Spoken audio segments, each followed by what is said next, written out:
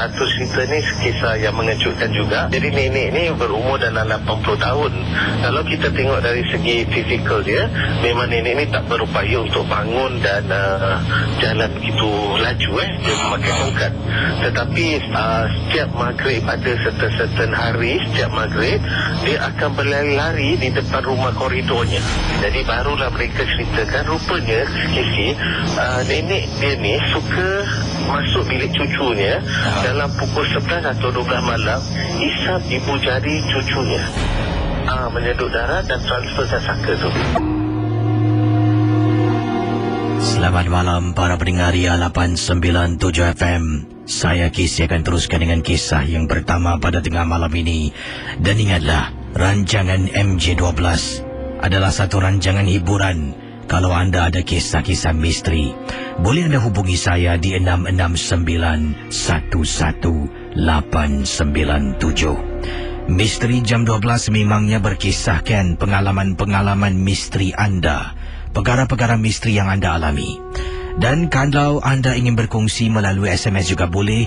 Kodnya ialah Club, KLUB, jarak, nama anda, kisah misteri anda, dan hantarkan ke talian 72346. Saudara ingat, MJ12 sememangnya hanya satu hiburan saja.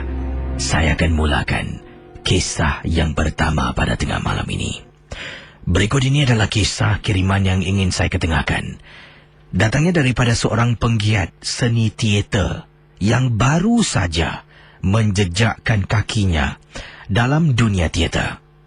Dan beliau pernah bertanya kepada salah seorang pengarah teater tersebut, kenapa teater ini tidak ingin menghasilkan cerita seram?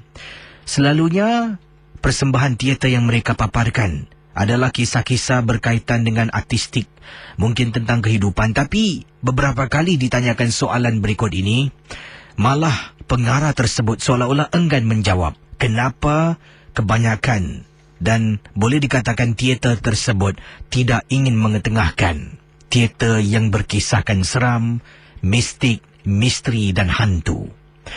Jadi beliau, namanya yang mengirimkan message ini Zaliha, berkongsi sebagai seorang penggiat teater yang baru bertapak dan akhirnya mendapat jawapan kenapa teater-teater di Singapura tidak persembahkan kisah-kisah seram. Pendengar Ria 897, seperti saya katakan awal tadi, Zaliha bertanya kepada salah seorang pengarah teater di Singapura. Saya tak nak sebut teater mana, tetapi Zaliha adalah seorang penggiat teater yang baru berkecimpung, baru bertapak dalam bidang ini. Beliau aku, kisah-kisah seram, misteri, mistik ini memang menjadi satu topik hangat. Malah kata Zaliha, kalau di Pawagam cerita seram, ramai orang yang nak tengok, nak menonton. Walaupun kisah ataupun cerita yang dipaparkan tidak begitu menarik, banyak mungkin maklum balas yang ceritanya tak begitu seram, tapi ramai masih ingin tahu. Jadi beliau pernah cadangkan beberapa kali, tapi cadangan Zaliha ditolak oleh pengarah teater tersebut. Bila ditanya kenapa tak nak buat, pengarah hanya menepis dan diteruskan dengan latihan teater. Jadi pada satu hari, Casey, kata Zaliha, ketika saya berada dalam teater, saya sebagai seseorang yang baru bertapak diberikan tugas. Tugas saya adalah untuk membantu prop, stage hand, menyiapkan perkakas-perkakas di atas pentas. Jadi waktu itu saya ni dengan seorang lagi sahabat saya, iaitu ketua props, tidak pulang setelah semua pelakon-pelakon pulang. Kami nak buat final touch up sebab lagi 2 hari persembahan yang debut yang pertama akan dipaparkan di halayak ramai. Saya dengan juga seorang lagi props master saya berada dalam teater tersebut. Prop master saya berada di belakang pentas. Saya pula berada di tempat menonton, sedang melihat adakah props yang dikenakan mencukupi, cantik, ataupun ada juga kekejutan dan sebagainya, kata Zaliha. Jadi apabila saya sedang berdiri, bayangkan para pendengar Ria 897, ini berlaku di salah sebuah teater di Singapura. Di atas pentas, prop semua dah tersedia ada. Zaliha berdiri di tempat penonton, sedang melihat keseluruhan pentas tersebut. Sedang saya berdiri dalam teater yang gelap, hanya lampu belakang pentas sahaja yang menyala. Sebab ketika episod ini, kami semua sedang buat persiapan nak tukar backdrop. Jadi bila saya sedang berdiri, saya terperasan Casey, ada seorang wanita rambut panjang lalu di hadapan backdrop yang sedang nak ditukar oleh prop master saya yang berdiri di belakang pentas. Apabila saya nampak, saya fikirkan salah seorang pelakon. Jadi saya pun duduklah, tengok dia berjalan dari sebelah kiri pentas ke sebelah kanan pentas. Kemudian prop master saya menukar. Bila dah tukar backdrop, lampu dihidupkan. Jadi saya tengok semua elok cantik. Saya pun setelah habis semua, kami pun pulang. Bila nak tutup pintulah teater tersebut, saya bertanya kepada prop master saya, mana seorang lagi? Seorang lagi apa? Bila saya ceritakan kepada prop master tentang penampakan seorang wanita berjalan di hadapan pentas ketika dia sedang tukar backdrop, dia terperanjat. Sekarang baru kau tahu kan kenapa kita tak nak buat cerita hantu? Casey, sepanjang perjalanan dia hantar saya pulang, dia menceritakan kisah yang sebenarnya tak nak buat kisah-kisah hantu. Bila nak buat teater hantu ni, mesti banyak upacara yang harus dijalankan. Minta izin, ada juga pakar yang harus diundang. Sebab pernah sekali teater tersebut nak menjadikan satu kisah seram, salah seorang pelakon wanita telah pun dirasuk teruk, sampaikan teater tersebut terpaksa membatalkan pembikinan kisah teater seram. Dikatakan dalam teater tersebut ada penunggu Casey yang sentiasa akan bersama setiap persembahan teater. Terima kasih Zaliha, seorang penggiat seni teater yang baru bertapa. Ini dari Adam katanya di sini. Casey, kisah tentang Zaliha tadi memang benar. Kebanyakan teater di Singapura, kalau Casey tanyalah teater Melayu nak buat cerita seram, mereka pastinya tidak ingin melakukannya. Sebab saya salah seorang penggiat teater dah berkecimpung dalam bidang ni 5 tahun. Tak pernah sekali pun saya berlakon ke terlibat sama dalam pembikinan teater seram. Ini kerana bila nak buat teater yang seram-seram ni adalah nak kena panggil pakar untuk sema, untuk pendinding. Sebab memang benar kadang-kadang mereka menggunakan prop seperti kemenyan. Kemenyan dikatakan makanan, asap kemenyan ni makanan jin, boleh mengundang. Nak kalau kena pelakon-pelakon yang ada sejarah saka, habis lagi si. Daripada nak berlakon, kena betul-betul rasuk. Bila kena rasuk tu, bayangkan tengah betul-betul teater itu sedang disaksikan oleh penonton yang ramai, pasti akan menggamatkan lagi keadaan. Baik-baik nak tunjukkan persembahan, dah jadi satu kes kronik pula. Dari Adam. Terima kasih Casey, terima kasih kembali. Jadi adakah benar? Yes, saya rasa saya pun tak pernah dengar teater seram yang diketengahkan. Kebanyakan teater komedi, teater berunsurkan mungkin kehidupan, pengajaran tentang kehidupan, cinta dan sebagainya. Seram tu saya belum pernah dengar lah teater Melayu kita. Jadi adakah benar teater Melayu di Singapura tak nak buat sebab yang diberikan oleh Adam tadi, dan juga pendengar kita bernama Zaliha yang berkongsilah tentang kenapa ia tidak diketengahkan. Baik, saya akan terus dengan pengalaman selanjutnya, kisah dalam MJ12 di Ria 897. Dan berikut ini adalah pengalaman seorang suri rumah tangga bersama dengan pembantu rumahnya dalam rumah gangguan berterusan. Gangguan ini amat menyeramkan. Cuba anda bayangkan, gangguan dalam rumah, pembantu rumah dan tuan rumah, iaitu ibunya lah, terlihat kelibat nenek tua berkali-kali. Bukan di ruang tamu, bukan di di dapur rumah, tapi kelibat nenek tua kelihatan di mana, teman-teman Ria 897? Di bawah katil anaknya yang berusia 8 tahun. Kisah akan diteruskan dalam Misteri Jam 12. Selamat tengah malam para pendengar Misteri Jam 12. Juga kepada Casey yang dihormati.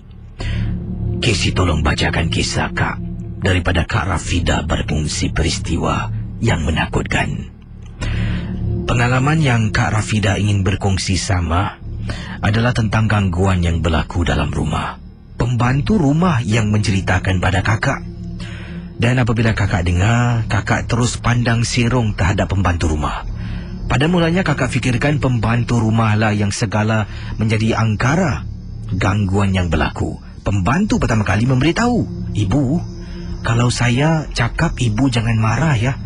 Ibu percaya tak dengan makhluk-makhluk gaib?" Waktu itu ingat lagi Kisi, saya sedang duduk di ruang tamu bersama dengan pembantu menonton televisyen. Bila pembantu tanya, saya terus terdiam. Saya toleh dan marah. "Apa yang kamu cakap macam ni? Kamu ada bawa barang ya?" "Sumpah Bu, tidak." "Saya ingin bertanya, ibu percaya atau tidak?" "Yalah, percayalah, tapi Alhamdulillah tak pernah kena." "Mohon saya bercerita Bu, tentang apa yang saya lihat dalam rumah ini." Kisi. Terus saya perlahankan suara televisyen.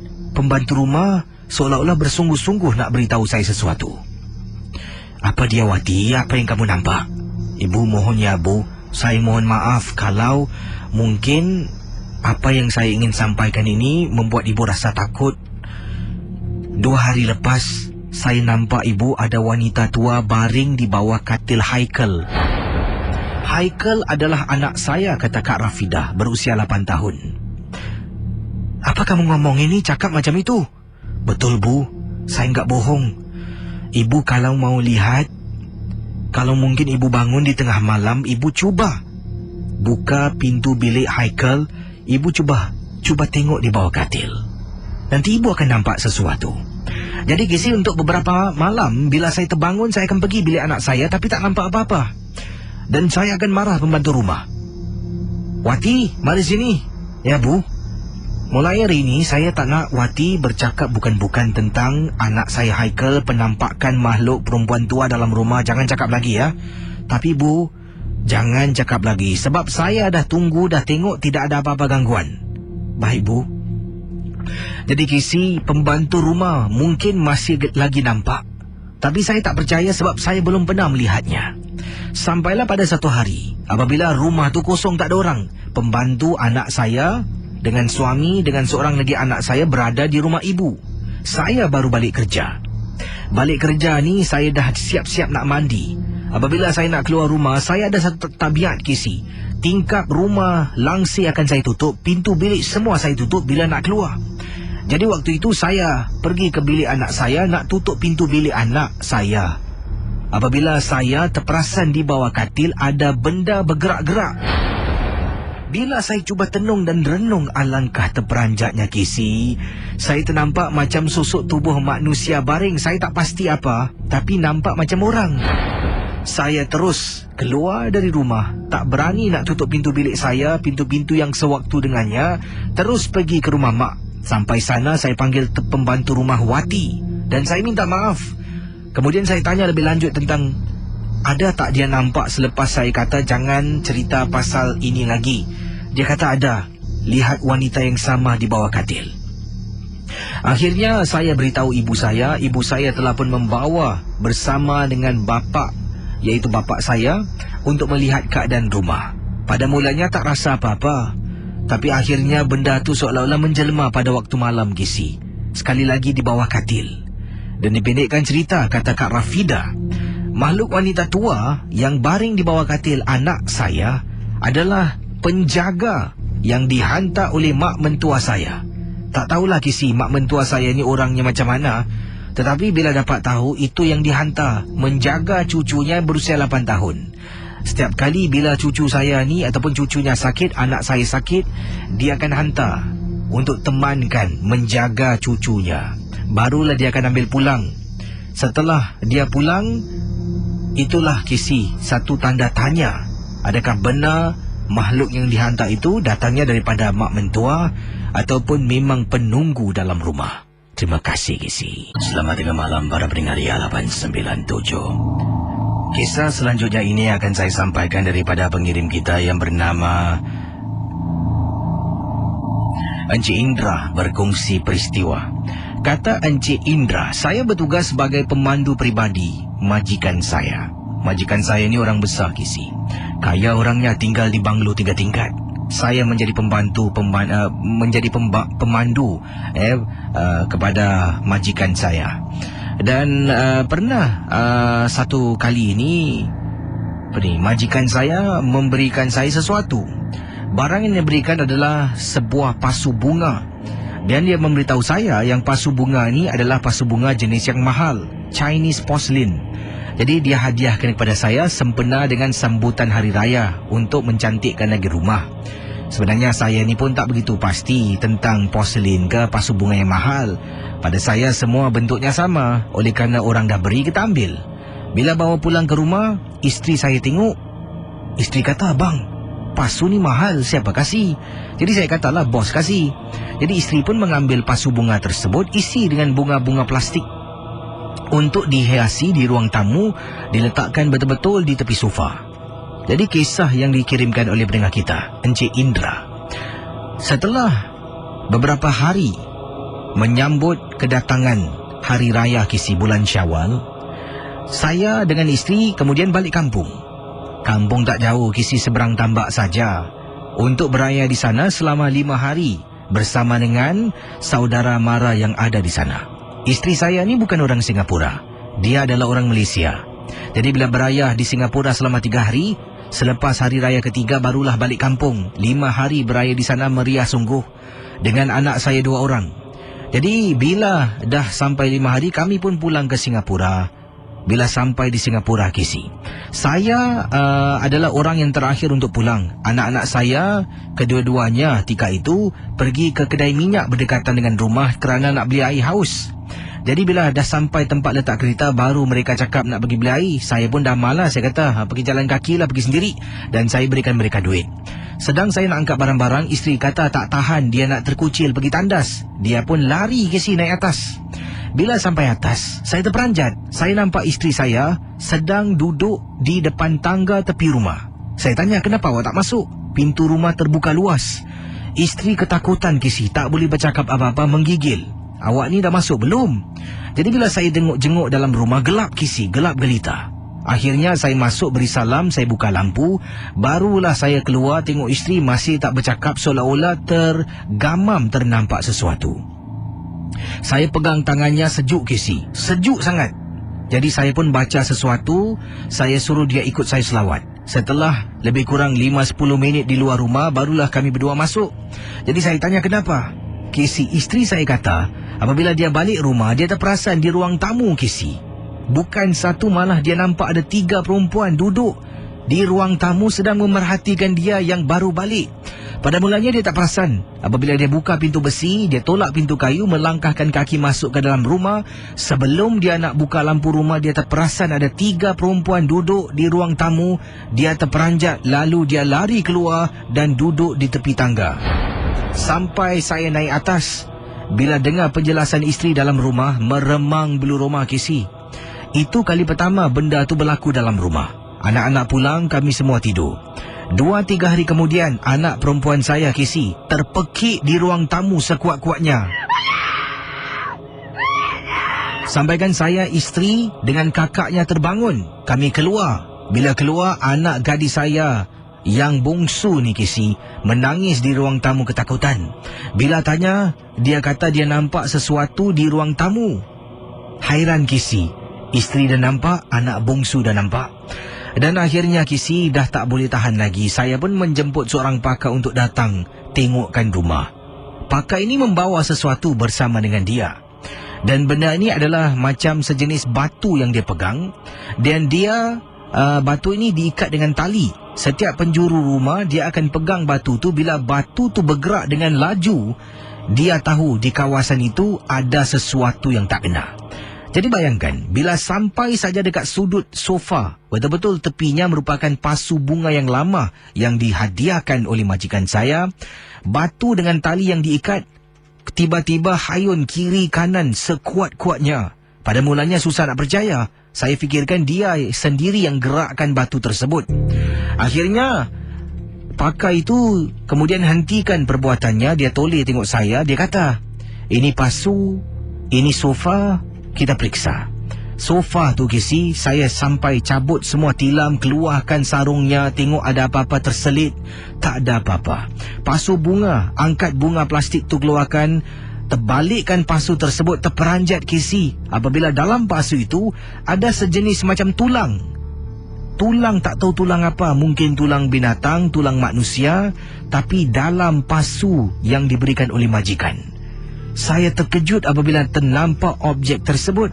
Kemudian pakar tersebut mengatakan, saya rasa ini mungkin gangguan yang menyebabkan penampakan dalam rumah kamu.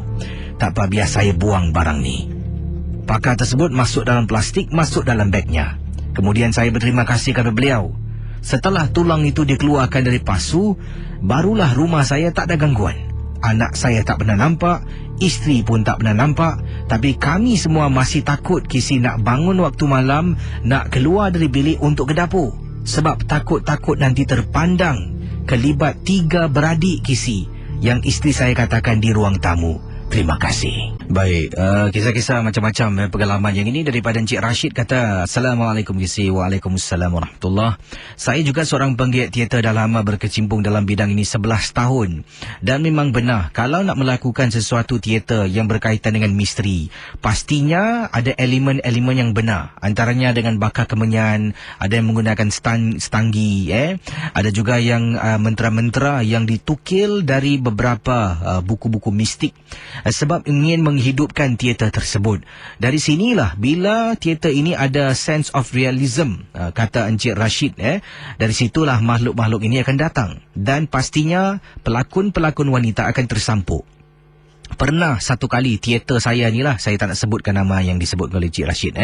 Teater yang saya kendalikan ini, saya mengarahkan sebuah teater seram. Teater seram ini adalah kisah tentang seorang nenek kebayan. Jadi bila dah mulalah nak buat latihan yang pertama, sesi yang pertama saja, dah pelbagai gangguan. Antaranya lampu tak boleh hidup. Kadang-kala lampu tak boleh hidup. Ada juga pelakon-pelakon perempuan dalam teater tersebut pening kepala, muntah-muntah. Sampaikan teater tersebut terpaksa dibatalkan dan bertukar dengan teater yang lain ataupun persembahan yang lain. Barulah persembahan berjalan dengan lancar. Dan bukan senang Kisi nak dapatkan bantuan pakar. Pakar harus bersama kita 24 jam. Setiap kali ada rehearsal ataupun persembahan, pakar harus bersama dengan kita untuk kunci 4 penjuru. Jadi nak bayar pakar mahal, katanya di sini. Sebab itulah teater-teater di Singapura tidak persembahkan katanya teater-teater berunsurkan mistik, misteri seram dan sebagainya. Sebab nak mengendalikannya memang begitu rumit. Terima kasih dari Rashid. Yang ini daripada pendengar kita. Kisi, betul apa yang pendengar itu kata, memang betul. Saya pun penggiat seni teater dari tahun 1995 hingga 2005. Wah, dulu ada teater yang kita persembahkan, cerita tentang kejadian sebenar yang pernah terjadi berabad tahun lamanya. Kami membuat persembahan pada malam itu. Cuma kami bernasib baik, selepas pementasan habis, barulah pelakon utama tersampuk dan harus panggil pakar untuk pulihkan. Jadi itulah kisahnya. Okey, saya tak nak sebut lah. Dia ada sebut nama teaternya dan sebagainya, saya rahsiakan lah. Terima kasih. Yang ini pendengar-pendengar yang berkongsi pengalaman peristiwa. Daripada Abang Zul berkongsi pengalaman, katanya, Assalamualaikum Kisi. Waalaikumsalam warahmatullahi. Nama saya Abang Zul. Saya ingin berkongsi satu pengalaman. Ini berlaku di salah sebuah jeti pendek di kawasan East Coast ataupun pantai East Coast. Jeti pendek, di mana tu jeti pendek? Pandai-pandai lah cari. Kata Abang Zul, waktu itu saya memancing. Saya suka memancing di pantai East Coast. Antaranya jeti Bedok. Kadang-kala saya suka pergi ke Longkang 6. Walaupun Longkang sana Kisi banyak ikan boleh kita dapat. Tengoklah nasib pada hari itu. Dan juga di salah sebuah jeti pendek di kawasan East Coast.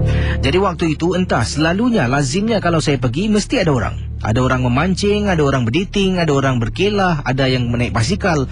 Tapi pada hari tersebut memang waktu petang saya datang, ada ramai juga orang lah yang lalu lalang. Tapi saya seorang saja yang memancing. Bila dah masuk malam Kisi, waktu maghrib, jeti itu hanya saya seorang saja.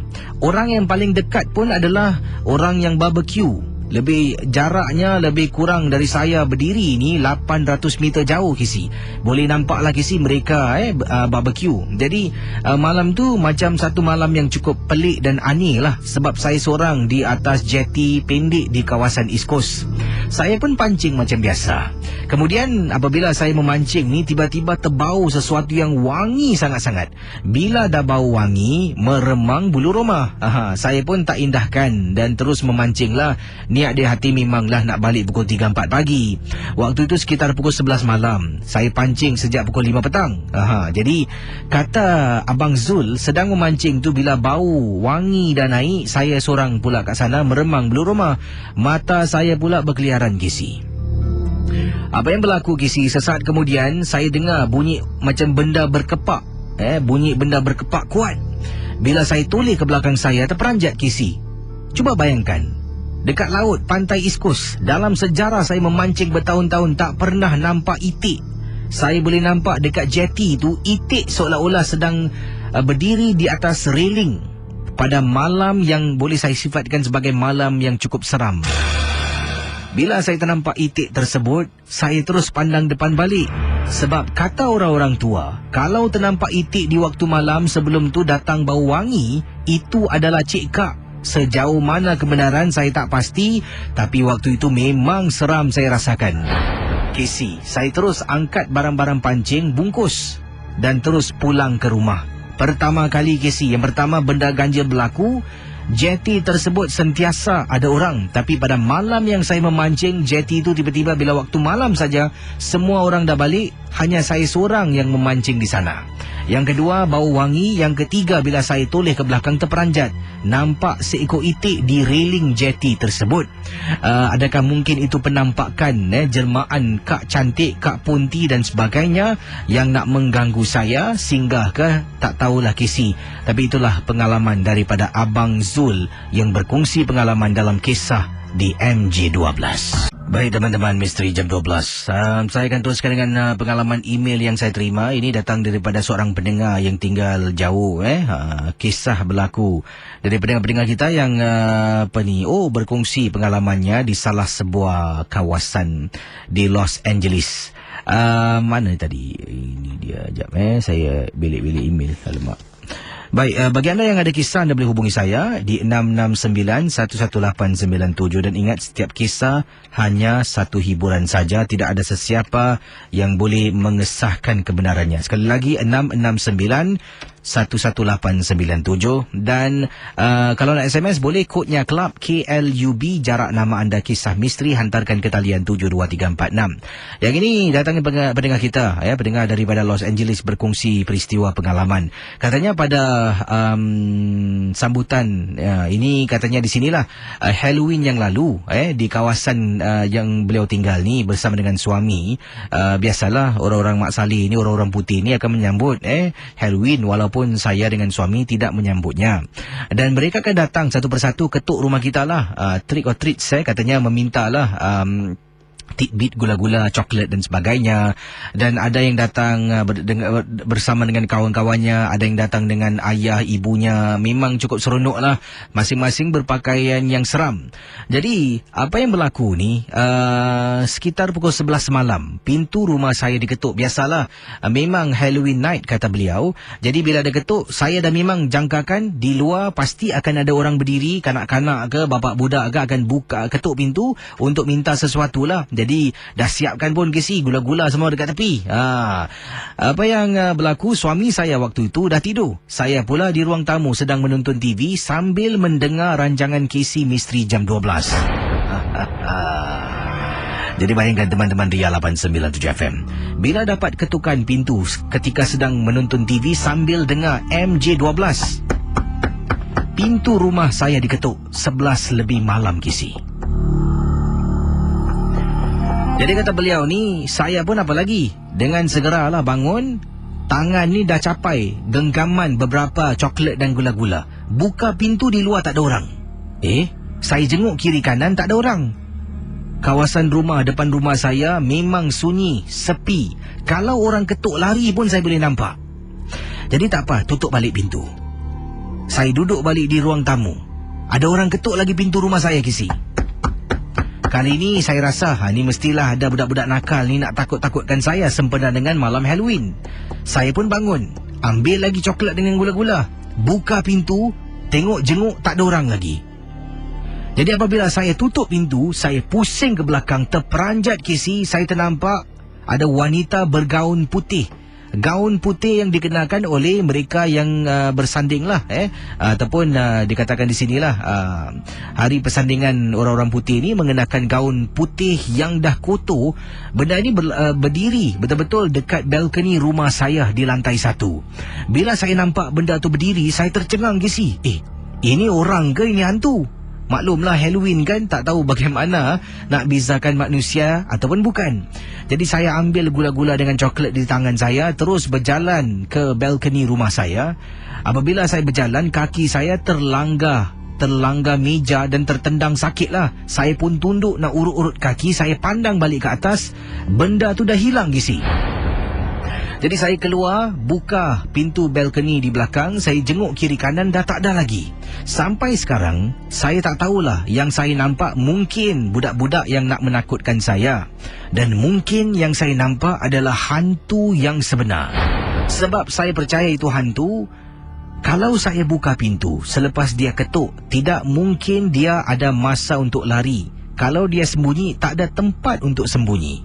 Jadi Casey, yang saya lihat yang ketuk pintu siapa? Terima kasih dan selamat tengah malam. Terima kasih bagi anda pendengar-pendengar di Singapura, di Malaysia. Apa khabar semua teman-teman di Malaysia, mungkin yang berada di Johor, yang berada di KL. Terima kasih. Ya, teman-teman juga di Indonesia, di Kepulauan Riau, di Batam, Tanjung Balai Karimun ke dan sebagainya lah. Terima kasih kerana bersama Casey setiap malam dalam rancangan Misteri Jam 12. Dan ingat, setiap kisah yang diketengahkan hanya satu hiburan, tidak ada sesiapa yang boleh mengesahkan kebenarannya.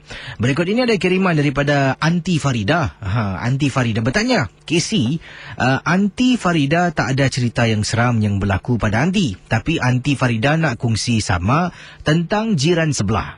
2 hari lepas, jiran sebelah ada mengatakan rumahnya dimasuk pelesit.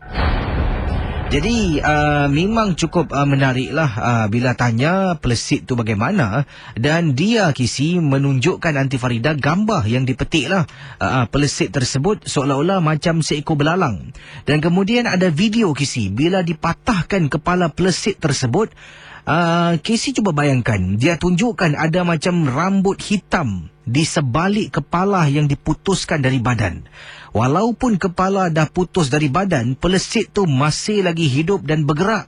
Kemudian barulah dimasuk dalam plastik, dibuang ke dalam tong sampah. Dan sebenarnya kata jiran sebelah, pelesit ini dah memang selalu kelihatan di dapur rumahnya. Dan dia tahu siapa menghantar. Katanya kakak ipar mengkhianati. Tak boleh nampak dia hidup senang dengan suami. Setelah adalah meraih keuntungan daripada saham yang dijual tu lah. Jadi dia cerita pada kakak dan kakak ceritalah pada Casey. Terima kasih dari Aunty Farida. Terima kasih Aunty Farida. Adakah benar ke kalau pelesit tu diputuskan kepalanya tu ada rambut lah? Sejauh mana kebenaran entahlah. Yang ini datangnya daripada Encik Zakaria. Apa khabar Casey? Khabar baik. Saya seorang pemandu bas, ingin berkongsi peristiwa pengalaman yang menyeramkan. Saya memandu bas nombor ... dan Casey bertugas memandu. Betul, kawasan yang saya pandu ni Jalan Bahar, dari Boon Lay ke Choa Chu Kang. Ya, dan bas terakhir ni lah, kadang-kala ni beberapa bas terakhir, kadang-kala saya tak ada penumpang, saya seorang yang memandu Casey. Kadang-kala ada penumpang, ada juga teman. Jadi satu kali ni saya pernah memandu bas saya confirm dalam bas kosong tidak ada penumpang. Tapi tetap harus memandu. Apabila sampai dekat satu kawasan ni, macam ada orang tekan loceng bas saya. Bila tekan loceng, saya tak berhenti. Saya jalan teruslah. Saya fikirkan ada faulty kepada alat loceng tersebut. Jadi saya pun tak indahkan. Saya jalan terus. Sepanjang perjalanan Casey, saya dengar sesuatu dekat belakang. Macam ada benda hentak-hentak dan ada benda berlaku di belakang. Tapi bila tengok cermin tak nampak apa-apa. Sampaikan satu saat tu saya berhentikan bas saya buka pintu, barulah gangguan tu tak ada. Hairan Casey, hantu pun naik bas. Betul Kisi, dan selepas kejadian berikut saya tanya beberapa pemandu bas yang lain lah yang memandu bas nombor yang sama. Mereka katakan pada saya, betul, lain kali kalau bas tu kosong tak ada penumpang, dengar orang tekan loceng bas, berhenti dan buka pintu saja. Tak tahulah Kisi kenapa, tapi saya sendiri mengalaminya. Terima kasih dan selamat malam MJ12, saya minat sangat-sangat. Terima kasih pada anda juga. Jadi macam-macam kisah malam ni. Yang ini Mamat, bukan nama sebenar Kisi. Selamat malam para pendengar. Saya ada peristiwa yang seram berlaku bila saya sedang guard duty di Jalan Bahar CDA. Oh, ni Jalan Bahar lagi Bila pukul 12 lebih tengah malam, katanya di sini, saya dan seorang teman iaitu Provos sedang kami buat prowling. Salah satu checkpoint ada satu gate besar di belakang furnace. Itu tempat bakar. Saya ternampak lembaga putih seperti makhluk gula-gula ataupun hantu pocong. Tapi saya tak ambil indah dan tak ambil kisah tentang penampakan tersebut. Sedang kami berjalan menuju ke training shed, tiba-tiba kami terlihat ada salah satu sebuah tandas. Di sana lampunya kelap-kelip macam ada orang hidup dan matikan lampu tersebut. Bulu roma saya merinding Kisi. Saya ada perasan macam ada makhluk gula-gula di tandas. Terpaksa lari Kisi, lari lintang pukang. Saya tinggalkan kawan saya di belakang. Itulah pengalaman saya di salah sebuah kawasan di Jalan Bahar.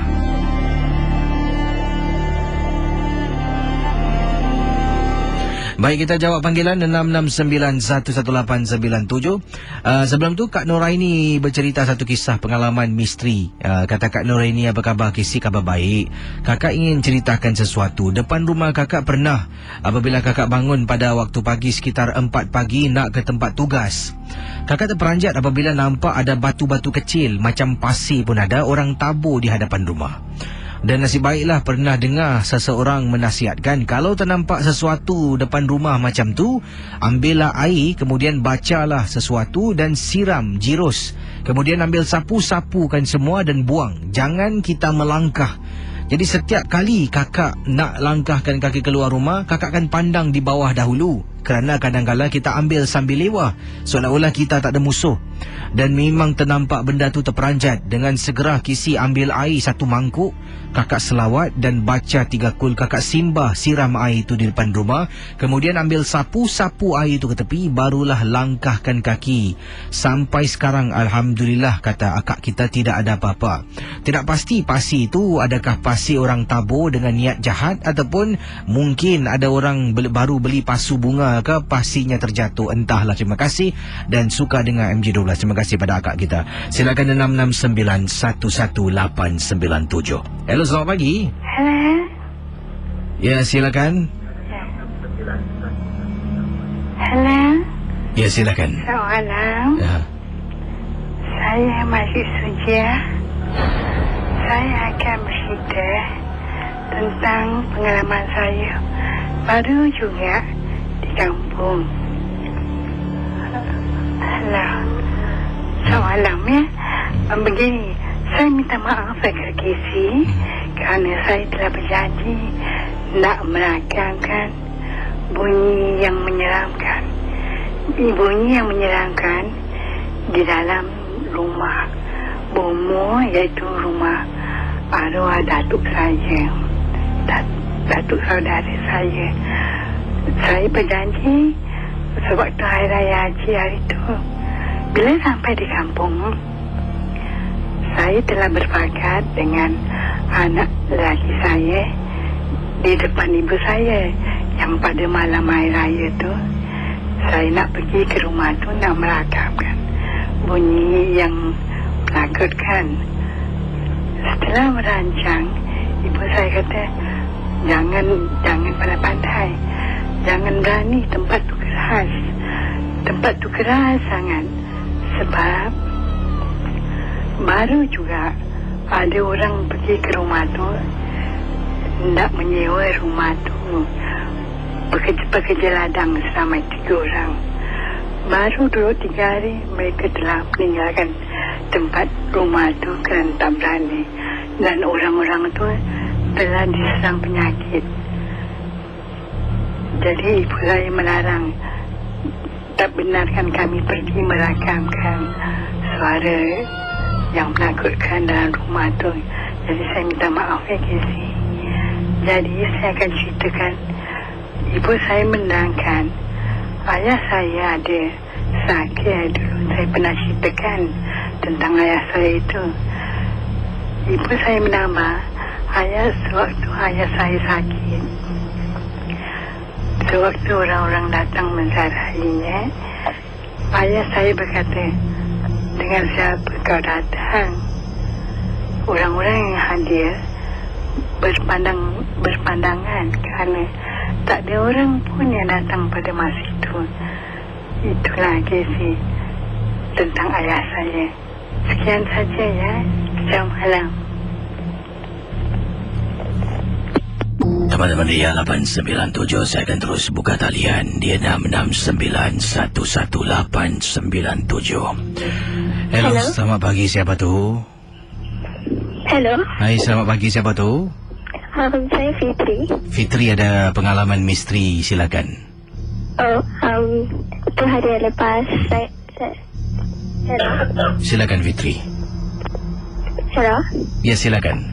2 hari lepas saya pergi kedai dengan bapak saya lah. Lepas tu handphone saya ada bunyi nama Baba lah. Tapi kontak saya ada nama Daddy aja. Lepas tu saya tengok bapak saya handphone dia kosong aja. Saya tak tahu lah Baba tu datang dari mana lah. Hari tu saya macam dah takut gitu. Jadi telefon tu ada ingatkan ayah anda telefon lah. Tapi telefon ayah anda tidak ada buat panggilan pun. Tak ada. Dan dia tulis Baba. Oh, Baba. Anda tak tulis nama Baba dalam telefon tu, tapi ada orang telefon nama Baba. Terima kasih ini mungkin panggilan yang tersalah ke, ataupun ada kawan mungkin nak nakal ke, nak kacau ke. Dia konon-konon, kalau kadang-kadang saya suka buat macam tu dululah masih sama-sama sama-sama nakal dulu, ambil telefon bimbit kawan, kemudian tengok nama-nama yang dia selalu dapat panggilan, tukar nama dia. Bila orang tu call, siapa pula ni telefon ni, tak pernah ada pun nama orang ni. Dah jadi satu perkara misteri Jadi mungkinlah ada teman-teman lakukan kerja-kerja yang mungkin nak menakut-nakutkan. Baik, di sini kiriman daripada tengah kita. Namanya seorang pendengar dari seberang. Ini kiriman email yang ingin saya bacakan. Daripada Hairul. Hairul berkongsi pengalaman. Katanya di sini, Assalamualaikum Kisi. Waalaikumsalam. Saya pendengar dari seberang tambak orang Johor dan ingin saya ketengahkan satu peristiwa. Seorang teman saya pernah ceritakan yang dia pernah ternampak sebuah tanah perkuburan di Johor. Salah satu kubur berasap Kisi. Entah dari mana asap itu datang, dan teman saya terlihat apabila memandu pulang dan lalu dekat kawasan yang disebutkan. Saya dengan teman saya suka dengar rancangan MJ12. Terima kasih. Dan sampaikan satu hari teman saya dengan saya dah buat keputusan nak menziarahi kubur tersebut pada waktu malam. Jadi kisah lebih lanjut tentang kunjungan pendengar kita ni di kubur yang dikatakan temannya terlihat ada asap keluar, akan saya sentuh selepas pesanan berikut ini. Berbalik kepada kisah Khairul berkongsi pengalaman pendengar dari seberang ni, beliau dan temannya. Jadi temannya katanya pernah lalu di salah sebuah tapak tanah perkuburan yang lama di Malaysia, di Johor Bahru lah, di Johor khususnya. Dan bila berada di Johor ni, ternampak salah satu kubur ni berasap. Jadi beritahu pada Khairul dan sampaikan satu hari mereka katakan di sinilah penggemar MJ12 dan nak cuba lihatlah temannya nak tunjukkan kubur yang berasap tu. Jadi inilah kisah yang diketengahkan oleh teman kita. Dan ingatlah apa jua yang dilakukan, jangan kita tiru, jangan kita ikut. Kadang-kala benda ini akan menyusahkan kita. Berhati-hatilah. Kita teruskan misteri jam 12.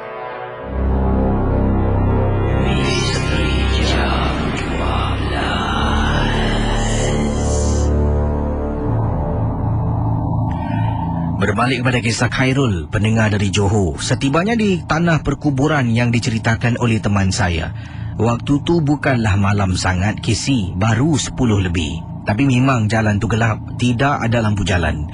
Kawasan-kawasan itu merupakan rumah-rumah banglo yang sedang dinaikkan, belum lagi siap sepenuhnya. Tidak begitu jauh adalah tanah perkuburan yang disebutkan oleh teman saya. Bila sampai saja, kami tak berani keluar dari kenderaan. tunjuk, cari punya cari. Tengoklah mana satu kubur. Teman saya pun keluarkan laser pointer yang dia bawa bersama. Kemudian dia turunkan tingkap, dia point lah laser pointer warna merah tu di kubur yang dia katakan nampak ada asap keluar. Jadi tunjuk, ni kubur ni. Jadi saya dengan teman saya dalam kenderaan yang enjin masih hidup, tingkap terus kami tutup. Jadi perhatikan, lama kisi perhatikan. Tengok nak dekat 10 minit kami duduk di tepi jalan dalam kenderaan, nak tengok kubur tu berasap lagi tapi tidak berhasil. Bila teman saya nak tinggalkan kawasan tu, terperanjat Casey, depan kami lalu seorang wanita sedang menggendong seorang bayi. Waktu tu 10 lebih malam. Memanglah tak malam sangat. Jadi apa yang berlaku, kata Khairul, teman saya dengan saya nampak Casey, walaupun kelihatan macam manusia, kami dua dah gentar Casey, takut sangat-sangatlah, kata Khairul. Jadi apa yang berlaku, beliau kata dah rasa takut lah bila dah rasa takut ni, teman saya dah standby Casey, CD surah-surah. Sebab dia tahu kita nak pergi tempat macam ni, dia pun pusing lah, putarkan lah CD surah-surah yang dibawa bersama. Cuba Casey bayangkan, bila teman saya putarkan, dia ni memang cari naas. Dahlah nampak wanita dekat tanah perkuburan sedang menggendong bayi menyeberang jalan di hadapan kami. Kami tak bergerak Casey. Jadi tiba-tiba si teman saya ni cari naas. Dia turunkan tingkap kiri, kanan, depan, belakang semua. Tingkap dia buka. Dia buka suara orang mengaji sekuat-kuatnya. Kemudian Casey, perempuan tu yang sedang menggendong bayi pusing tengok teman dengan saya yang berada dalam kenderaan. Lepas tu saya kata, Lam, tutup. Casey, benda tu seolah-olah tak terima Casey. Teman saya tergamam tak boleh buat apa-apa. Kami berdua ketakutan Casey.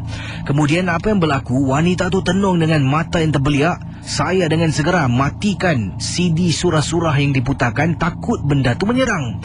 Kemudian saya naikkan tingkap semua sampai saya nak kena capai tangan saya. Saya ketuk kepala teman saya sekuat-kuatnya, baru dia sadar daripada khayalan.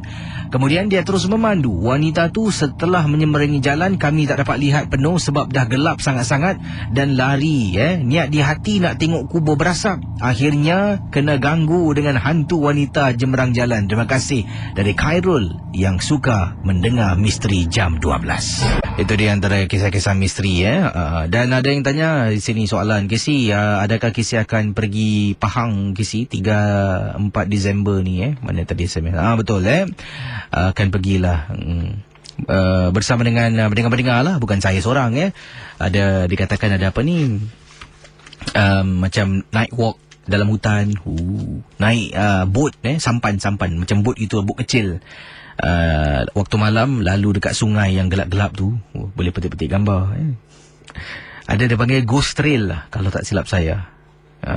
Tak sabar tu, memang seronok sangat. Baik, tapi bukan di Singapura di seberang lah. Saya akan bersama dengan anda yang ikut lah. Dan itulah kisah Cuba anda bayangkan, dua orang sahabat ni pergi kubur ni, dah lah letak kenderaan tepi jalan, satu hal menghalang jalan raya. Kemudian bawa laser pointer lagi, tunjuk ni kubur yang berasap Berani betul Mamat ni. Ayo nang buti kuih Okey, yang ini pula dari teman kita dari Hafizul, kata, Casey, saya pernah bertugas di salah sebuah tempat pembuangan sampah di Singapura. Dan pernah sekali tu apabila jentera atau mesin lah sedang beroperasi nak proses kisar remukkan sampah, terperanjat apabila ternampak tengah-tengah tu Casey ada orang berdiri Casey.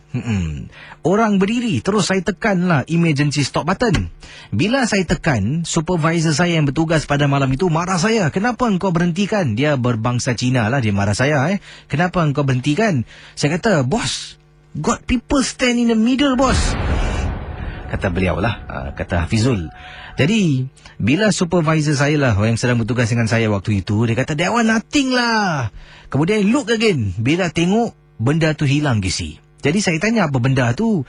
Entahlah, dia tak tahu. Tapi dia kata spirit yang ada menjaga kawasan tu, yang duduk dekat kawasan tu Casey. Terperanjat saya.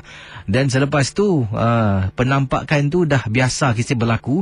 Tapi kadang-kala tu memang susah Casey. Kalau nampak mesti saya tekan lagi. Sebab kalau betul-betul manusia yang masuk dalam tu, macam mana? Jadi dia kata memang benda ni susah. Tapi kalau dah biasa nampak, pastinya akan tahu nak bezakan manusia ataupun bukan. Itu saja Hafizul. Terima kasih MG12 Rocks. Terima kasih pada Hafizul.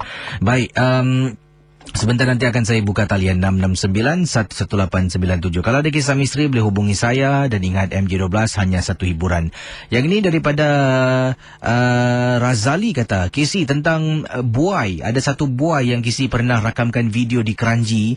Buai-buai tersebut tu sebenarnya adalah satu buai yang dipasang oleh sebuah kumpulan paranormal di Singapura. Saya pernah bertanya dengan salah seorang kawan saya yang menganggotai kumpulan tersebut, Soul Hunters. Dengan niat di hati, mereka mengatakan mengikut kisah nenek moyang tua-tua, kalau dipasang buai-buai ataupun buayan di tanah perkuburan, Cik Ka akan duduk dan menggunakan buayan tersebut. Jadi, kata teman saya yang menganggotai kumpulan tersebut telah pun memasang dengan eksperimen untuk melihat sejauh mana kebenaran kepercayaan nenek moyang. Dan Kisi berhati-hatilah sebab Pak Cik saya mengatakan yang buai tersebut ada penunggunya. Nasib-nasiblah, yang boleh nampak, yang tak nampak bukan dia tak ada, cuma dia tak nak tunjukkan dirinya yang sebenar. Bila Kisi pergi dalam video yang Kisi paparkan dalam saluran YouTube Kisi, beberapa kali kalau Kisi pause, boleh nampak ada susuk tubuh warna putih pada minit yang ke ... Jadi Kisi nak percaya atau tidak, misteri jam 12 hanya hiburan. Oh, kau kenakan aku balik pandai Jadi itu dia. Saya ada video, saya pun dah lupa tentang video tu yang saya rakamkan, telah pun saya kunjungi. Ada beberapa pendengar sebenarnya tanya tentang buai yang ada di kawasan Kubur Lama Kranji, dan sebenarnya ada juga yang tak tahu Kranji ada tanah perkuburan yang lama lah.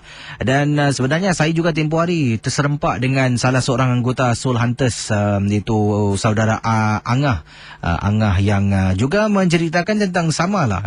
Sebelumnya ada satu buai. Beliau ceritakan pada saya ni, beliau dan juga teman-temannya memasang buai yang pertama dipasang beberapa bulan yang lalu. Dan cuba bayangkan, bila mereka sampai beberapa hari kemudian, kalau selalunya pasang buai, kalau orang duduk, dahan akan patah. Tapi buai yang pertama yang dia pasang, selepas beberapa minggu ke hari lah macam tu lah, saya tak ingat sangat apa yang dia jelaskan. Dia datang, bukan buai yang bukan dahan yang patah, malah pokok yang tumbang. Jadi saya pun berseluruh dengan dia. Saya tanya, wah berat betul Cik Pun yang duduk kat buai tersebut Jadi dia datang terkejut pokok tu tumbang. Jadi terpaksalah buai itu dibuka dan dipasang ke pokok yang lain. Dan itulah eksperimentasi yang dijalankan, nak tengok sejauh mana kebenaran kepercayaan nenek moyang tentang memasang buai di tanah perkuburan. Waktu sekarang 1.56 pagi. Selamat pagi semua. Terima kasih bagi anda setia bersama saya setiap malam. Saya ucapkan terima kasih kerana anda menjadi pendengar setia di Singapura, di seberang. Dan saya suka sangat dengar kisah-kisah dari teman-teman di luar Singapura. Macam tadi ada pendengar kita dari Los Angeles yang berkongsi pengalaman ketika jiran-jiran dia di sekitar rumahnya menyambut kedatangan sambutan perayaan ataupun boleh saya katakan hari Halloween lah. Dia kata dia tak sambut, tapi jiran-jiran yang sambut dia kena ganggu macam tu.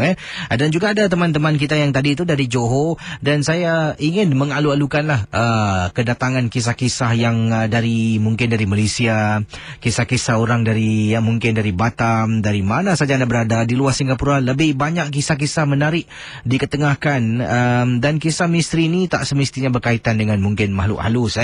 Boleh jadi tentang penampakan sesuatu mungkin budaya yang misterius. Pernah diceritakan oleh salah seorang pendengar yang menghubungi saya tentang upacara-upacara yang menyeramkan yang pernah beliau lihat lah. Dan juga ada kubur-kubur, sebuah kubur saya lupa di mana, tapi kalau lazimnya cakap tentang kubur yang mati, yang meninggal ni, kalau di Singapura kita tahu kalau mengikut orang Islam akan ditanam lah mayatnya, jasadnya, jenazah tu akan ditanam. Ada juga yang dibakar, abunya akan disimpan lah, diletakkan di tempat yang sesuai lah. Jadi ada juga budaya-budaya di luar Singapura lah. Setengah tu yang meninggal dunia tidak akan ditanam, tidak akan dibakar.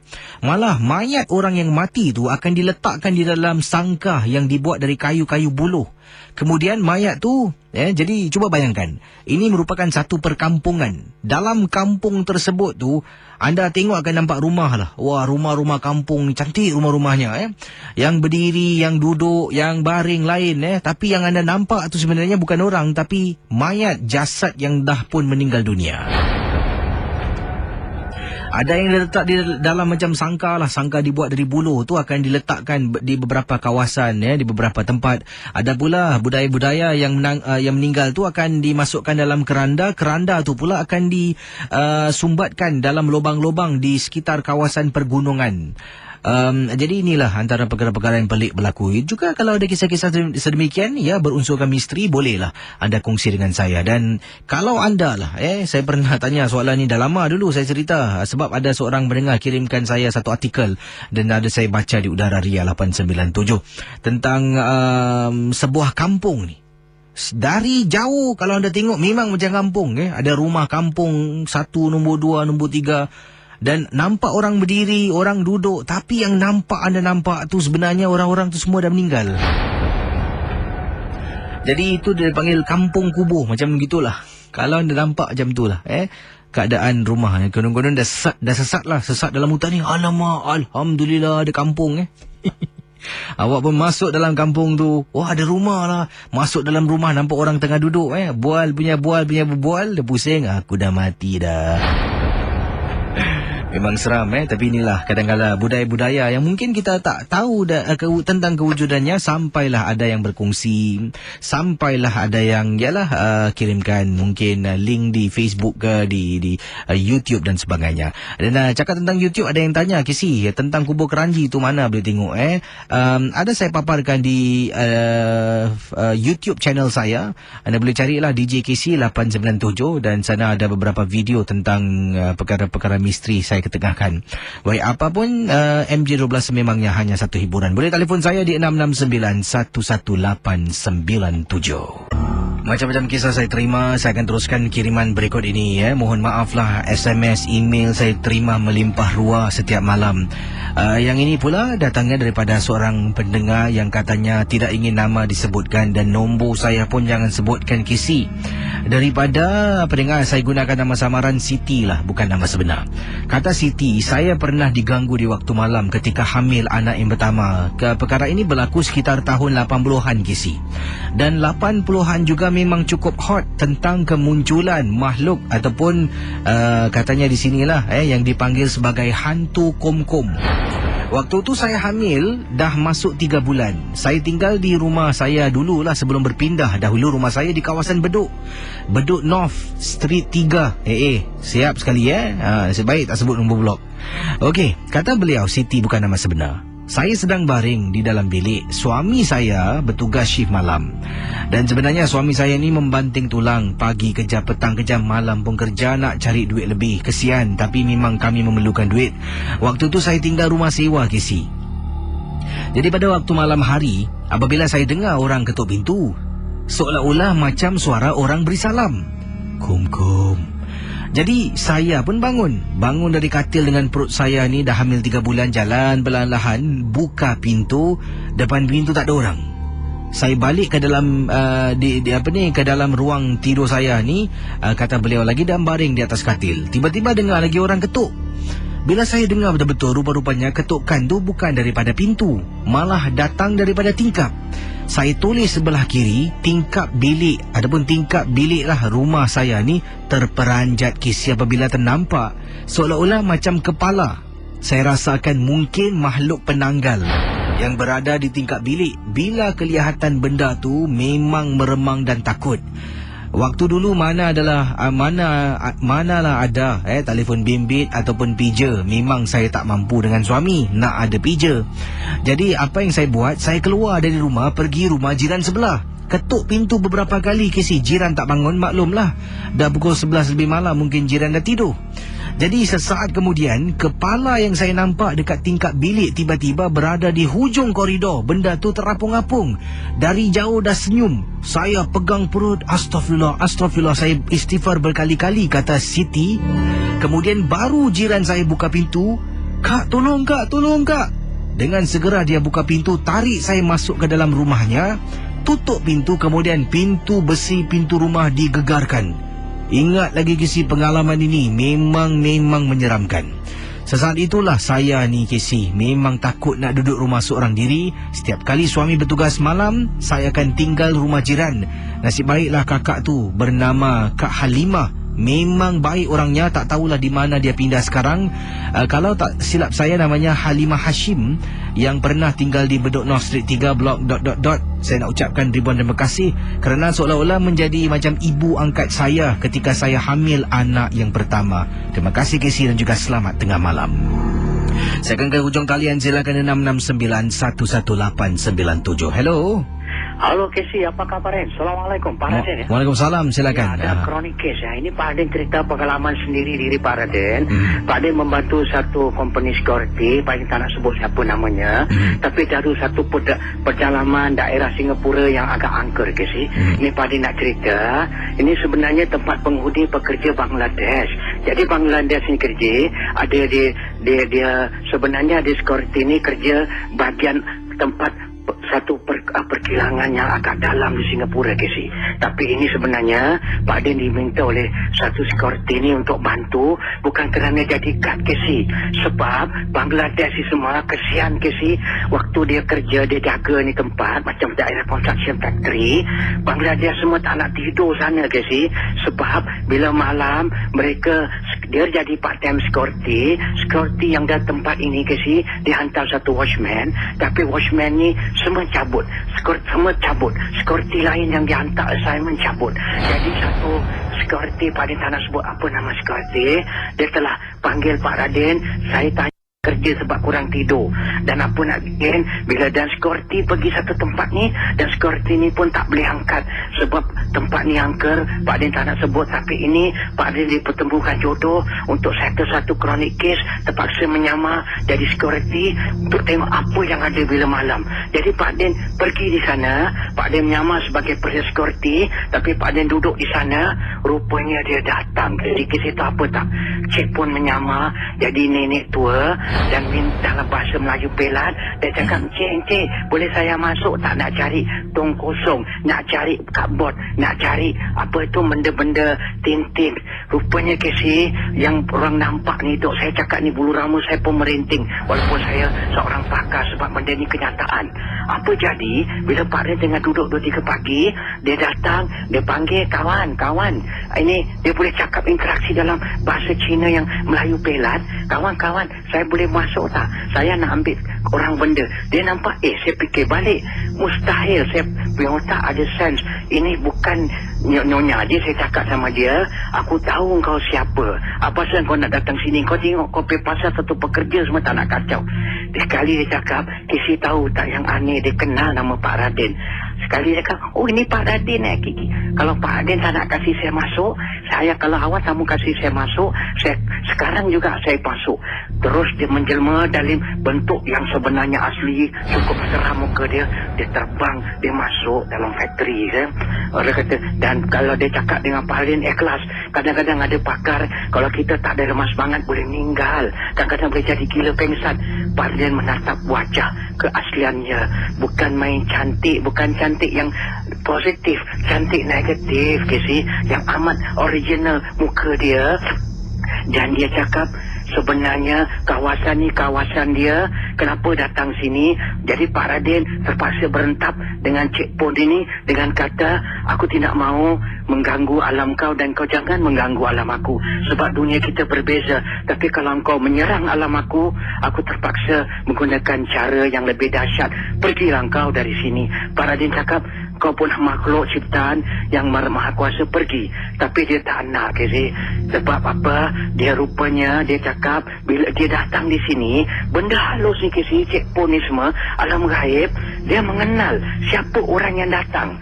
Tapi bila dia nampak Pak Raden turun menyamar jadi security untuk tahu apa yang benda, badan Casey security cakap semua bila datang resign, bila datang tak nak kerja.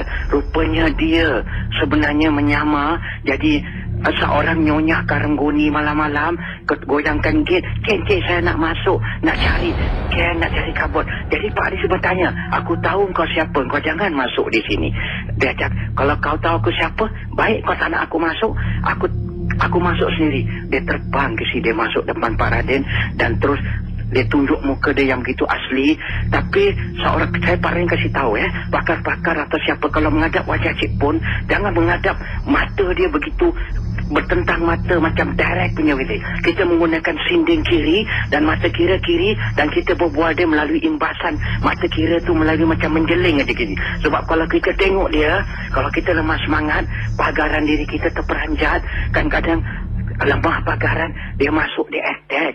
Jadi Pak Raden ada ilmiah dan Alhamdulillah Pak Raden dapat settle satu kes kronik yang seorang satu tempat security assignment yang telah diganggu oleh Cik Pon, Bangladesh semua berterabur lari takut dan akhirnya rupanya kes tempat situ rupanya tempat dia bersembang. Dan kenapa KC Pak Rin baru scan, kenapa dia datang sana, rupanya Bangladesh biadab membuat perkara maksiat dengan wanita-wanita pembantu atau mana waktu malam membuat curi skandal dan akhirnya tempat tu rupanya dia tak terima KC. Dia cakap dengan Pak Raden, aku marah dekat sini ada gangguan benda-benda yang kotor kacau tempat aku. Rupa ini Cik Pon yang mungkin agak alim KC. Jadi Pak Raden cakap, baiklah kau keluar dari sini, kau gini, tapi insyaAllah Pak Raden cakap, bila Pak Raden nak sebut insyaAllah, dia pakik, dia marah, kau jangan sebut nama tu. Jadi dia takut nama Allah KC. Jadi itu pasal Pak Raden kasih tahu ini di antara kadang-kadang malam-malam KC kalau balik, jangan sebut KC takut. Kalau malam-malam kita kalau balik di bawah blok, kalau ada nenek tua, nyonya tua, kadang-kadang menyamar, cari barang-barang, cari gini, jangan percaya KC. Kadang-kadang itulah dia chronic unseen force in disguise. Jadi Pak Adin dapat settle satu tempat, Pak Adin tak nak sebut tempat dia, perdalaman di Singapura yang security lari kerana alam gaib yang mengganggu. Rupanya Cik Pon menyamar sebagai nyonya tua. Tapi bila dia jumpa dengan Pak Raden, dia transform itu reality faith dan Pak Raden dapat settle ni chronic case dan dia telah pulang ke alam lain KC. InsyaAllah. Jadi untuk sesiapa Pak Raden berkongsi kalau bertemu alam gaib, kalau KC macam bukan KC kalau insyaAllah kalau tahu Allah lindungkan KC. Cuma sesiapa KC, kalau kita ternampak imbasan alam gaib, jangan tengok terus tepat. Kalau kita tepat, semangat kita dicuri dan kita akan kesampukkan. Jadi kalau kita ternampak, tengok bawah atau main sinding, jangan tengok wajah benda ini KC. Itu saja Assalamualaikum terima kasih. Waalaikumsalam warahmatullahi taala wabarakatuh. Kisah selanjutnya akan saya bacakan dalam rancangan MJ12 saudara teman-teman Ria 897 FM. Berikut ini kisah tentang penampakan satu makhluk halus di salah sebuah tanah perkuburan. Ini berlaku di Singapura. Di tanah perkuburan yang yang disebutkan. Salah sebuah pusara di sinilah. Akan saya sentuh tentang kisah itu sekejap lagi. Yang ni kisah ini yang tentang siapa ni? Daripada Encik Manbai yang kongsi tentang penampakan makhluk halus di pusara. Sebelum juga ada kata di sini kisah-kisah malam ni ada seram ada kata KC tolonglah KC seramkan lebih keadaan jangan dengar kata-kata ibu yang suruh kurangkan seram. Yalah. Kisah-kisah selanjutnya daripada siapa lagi ni? Kirimkan dari Eve Roak katanya. Assalamualaikum KC. Waalaikumsalam warahmatullahi. Saya ada satu kisah yang amat seram. Cerita ini bermula begini KC. Bro KC dah pukul 2. Awak ni semua pandai tipu orang okeylah, saya rasa dah 2 suku ni.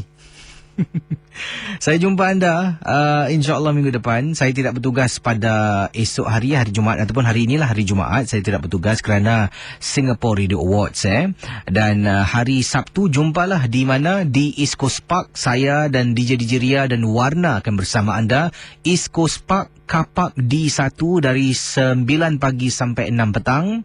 Dan kemudian hari Ahad tidak bertugas. Hari Ahad saya akan sibuklah buat adunan ataupun editing lah filem seram, filem pendek seram MJ12 yang dilakonkan oleh DJ Ria 897 FM.